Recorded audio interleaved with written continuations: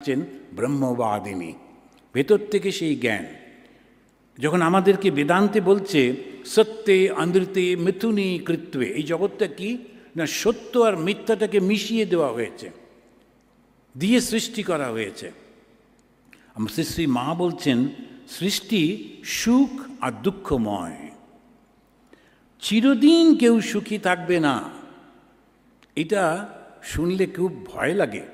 এক জায়গাটা খুব খুশি আছে, সুখে আছে, খুব একদম মনে করছে চিরদিন থাকবো, তা কিন্তু না। চিরদিন কেউ সুখী থাকবে না। সব জন্ম কারো দুঃখে কাটে না। যেমন কর্ম তেমন ফল, যেমন কর্ম তেমন ফল। তো যারা সুখে থাকে তারা মনে করে চিরদিন থাকবে, তারপরেরটাও থাকবে, তারপরেরটাও না, তার কোনো নেই। সেই জন্য কর্মটাকে ঠিক করতে হবে। আর কর্মটা কীরকম? আমরা শারীরিকভাবে কিছু করি না, চুরি করি না, কারোর সঙ্গে মারামারি করি না, কিন্তু মনে মনে খুব নিন্দা করি, সুযোগ পেলেই নিন্দা করি।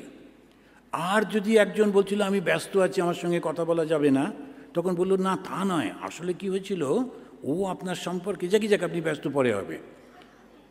ও বলবে না না না, সে কী কথা, আপনার সঙ্গে কথা বলবো, ব্যস্ততা কোথায়, বলুন কি বলেছিল। যেই একটুখানি নিন্দা টিন্দা ব্যাপার হবে, সঙ্গে সঙ্গে ভীষণ খুশি হই আমরা।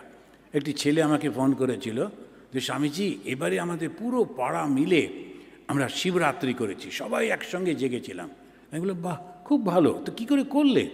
বললো এক রাত্রে 4টে সিনেমা দেখেছি। পুরো পাড়ার লোক একসঙ্গে করে 4টে সিনেমা দেখেছে।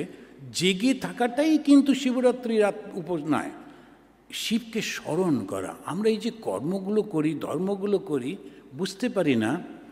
যদি আমি কারোর সম্পর্কে মিথ্যা নিন্দা প্রচার করছি, তখনও কিন্তু কর্মফল। আজকাল একটা ভীষণ হয়েছে, ওইসব নানা রকমের ঘটনাগুলো আমাদের কাছে আসছে, আমিও উত্তেজিত হয়ে সেটা আমার বন্ধুদেরকে পাঠিয়ে দিলাম। হয়তো সেটা মিথ্যা, ওই কর্মফলে জড়িয়ে গেলাম। সেই জন্যে খুব সাবধানে করতে হবে। তাহলে কিসে আমরা কর্ম করি?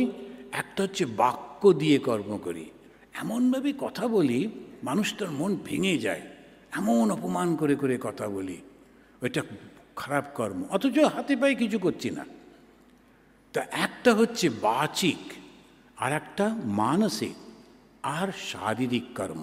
তো শারীরিক কর্মটা আমরা মোস্টলি ভালো থাকি, কিছু করি না, কিন্তু মানসিক এবং বাচিক এই দুটোর দিকে খুব করে নজর দিতে হবে, যাতে কোনো দিন এই মুখ দিয়ে একটাও খারাপ কথা কারোর সম্পর্কে না বেরোয়।